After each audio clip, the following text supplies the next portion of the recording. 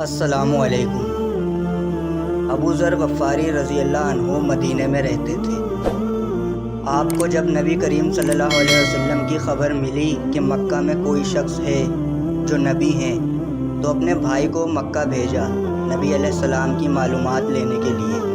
ان کے بھائی مکہ میں آئے اور نبی علیہ السلام سے ملاقات کی۔ واپس مدینہ آ کر ابو ذر غفاری کو بتایا کہ میں نے محمد صلی اللہ علیہ وسلم کو نیکیوں کا حکم دیتے اور برائیوں سے دور رہنے کا حکم دیتے پایا، لیکن اس سے آپ کو تسلی نہیں ہوئی، تو آپ خود مدینے سے مکہ کی طرف نبی علیہ السلام سے ملنے کے لیے روانہ ہوئے۔ وہ نبی علیہ السلام کو پہچان نہیں سکتے تھے اور کسی سے پوچھنا بھی مناسب نہیں تھا، کیونکہ اس وقت ہر طرف نبی علیہ السلام کے دشمن ہی دشمن تھے اور ایمان لانے والوں کے ساتھ بڑا سخت ظلم کیا جاتا تھا۔ انہوں نے حرم میں ہی قیام کیا اور سب سے پہلی ملاقات ان کی حضرت علی رضی اللہ عنہ سے ہوئی۔ حضرت علی نے دیکھا کہ مسافر ہیں تو ان کو ساتھ گھر لے آئے، کھانا وغیرہ کھلایا، رات وہیں روک لیا۔ ابھی حضرت علی نے ظاہر نہیں کیا تھا کہ وہ نبی علیہ السلام کے اتنے قریبی ہیں۔ نہ ابو ذر غفاری نے ان سے کچھ پوچھا، نہ حضرت علی نے ابو ذر غفاری سے کچھ پوچھا۔ اگلے دن صبح پھر سے ابو ذر غفاری حرم میں آ گئے، رات کو پھر حضرت علی انہیں وہاں سے گھر لے آئے۔ 3 دن ایسا ہی ہوا۔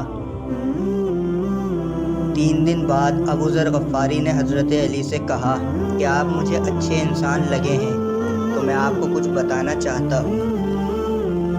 ابو ذر غفاری رضی اللہ عنہ نے کہا کہ میں وہ خبر سن کر یہاں آیا ہوں، یعنی محمد صلی اللہ علیہ وسلم کی نبوت کی، تو آپ مجھے ان کے بارے میں بتاؤ کہ وہ کیسے انسان ہیں، میں ان سے ملنا چاہتا ہوں۔ تو حضرت علی نے کہا وہ واقعی اللہ کے پیغمبر ہیں، نبی علیہ السلام کی تعریفیں کی۔ لہٰذا پھر ابو ذر غفاری کو نبی علیہ السلام کے پاس لے آئے۔ کچھ دیر ابو ذر غفاری نبی علیہ السلام کے ساتھ بیٹھے، کچھ باتیں ہوئیں اور ابو ذر غفاری نے اسلام قبول کر لیا۔ نبی علیہ السلام نے کہا کہ ابو ذر، ابھی تم کسی کے سامنے ظاہر نہ کرنا کہ تم نے اسلام قبول کر لیا ہے، کیونکہ مسلمانوں کی تعداد بہت کم تھی۔ جو بھی اسلام قبول کرتا تھا اس پر ظلم ہوتا تھا۔ دوستوں، آپ لوگوں سے گزارش ہے چینل کو سبسکرائب کریں، ویڈیو کو لائک کریں، شیئر کریں اور اچھے کمنٹس بھی کیا کریں، تاکہ ہم آپ کی خدمت میں اچھی اسلامی معلوماتی ویڈیوز پیش کرتے رہیں۔ ابو ذر غفاری نے کہا یا رسول اللہ، ایسا تو نہیں ہوگا کہ میں اسلام قبول کر لوں اور ڈر کر ظاہر بھی نہ کروں؟ آپ مکہ میں نکلے، بآواز بلند کلمہ شہادت پڑھنے لگے۔ اس پر مشرکین مکہ نے آپ کو پکڑ کر مارا۔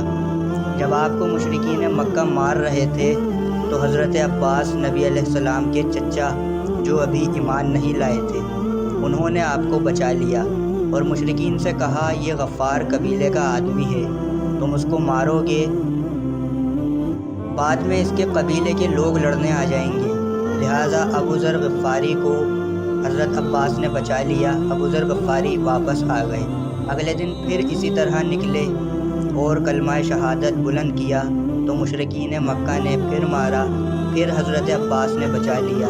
کچھ دن مکہ میں ہی رہے، پھر نبی علیہ السلام نے انہیں واپس اپنے شہر جانے کا حکم دیا کہ ابو ذر تم ابھی چلے جاؤ، عن قریب میں یثرب کی طرف ہجرت کرنے والا ہوں، تم ابھی واپس چلے جاؤ اور اپنی قوم کو اسلام کی تبلیغ کرو، شاید خدا ان کو ہدایت دے اور تم کو بھی اس کا اجر ملے۔ ابو ذر غفاری نے نبی علیہ السلام کا حکم سنا اور واپسی کی تیاری کی، اور سفر سے پہلے اپنے بھائی انیس سے ملاقات کی اور بھائی کو بتا دیا کہ میں اسلام قبول کر چکا ہوں۔ بھائی نے جب یہ بات سنی تو انہوں نے بھی اسلام قبول کر لیا، اور پھر یہ دونوں بھائی تیسرے بھائی انس کے پاس پہنچے، انہوں نے بھی اسلام قبول کر لیا، اور اس کے بعد تینوں یثرب پہنچے اور دعوت اسلام کا کام کرنے لگے، جس سے ان کے بہت سے قبیلے والوں نے اسلام قبول کر لیا۔ انشاءاللہ پھر حاضر ہوں گے ایک اور معلوماتی ویڈیو کے ساتھ۔ اللہ حافظ۔